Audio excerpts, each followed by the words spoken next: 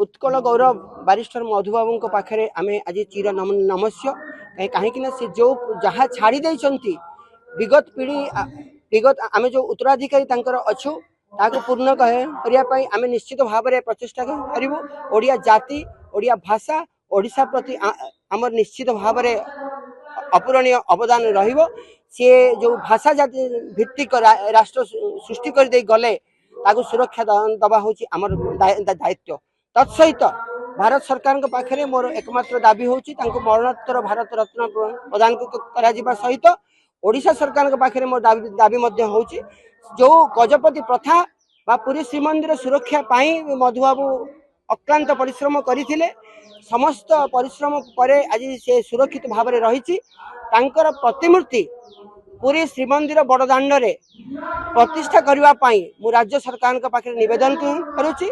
यह अत्यंत आवश्यक रही जहाँ पुरी श्रीमंदिर गजपति प्रथा तांको जदि आम सम्मान दबा नहीं ताले ओडिया जाति प्रति ओडिया भाषा प्रति ओडिया मानक प्रति एक प्रकार अवमानना है बोली यह परिगणित है।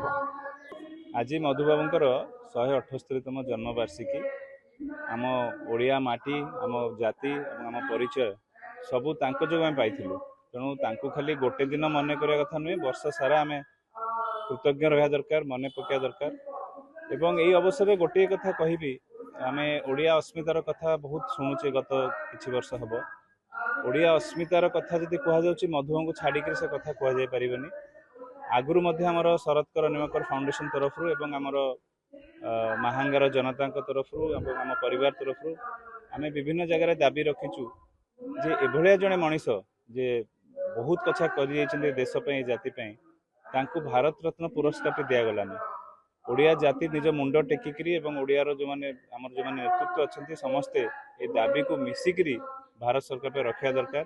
मधुसूदन दास को भली लोक जब भारत रत्न पाइलेनी, ओडिशा अनेक रत्न को जन्म देछि किंतु आमे भाबिया जे जदि मधुबाबू को मिलिबो पूरा जाति को मिलला भलिया हबो से सम्मान और से पुरस्कार आउ तांको जोगु आम परिचय तांको जो आम अस्तित्व तेणुकरी तांको सबुदिन मन पकेबा, गोटे दिन नुहे। आ सी तांको जहाँ से करी से पथरे आमको जीवा दरकार, ताहले जातिर रियल अस्मिताटा सामना को आस मु Kasturba Gandhi national memorial trust जातीय स्तर में वाइस चेयरपर्सन मधुस्मृति कमिटी मेंबर एवं अनुष्ठान भाव अंगांगी भाव जड़ित। खूब सुंदर भाव होची आम अनुष्ठान करुची, अन्य माने भी आसुचंती आउ समस्ते तो उत्साहर सह आसिकी एठारे जोग देइचंती, सेटा देखिबा को भारी भल लागुची। परिपाटी नै कोन कहबे जहाँ थिला से अच्छी सरकार कार्यक्रम हाथ को नहीं एवं आगे नेबे बोली आमर गभीर विश्वास।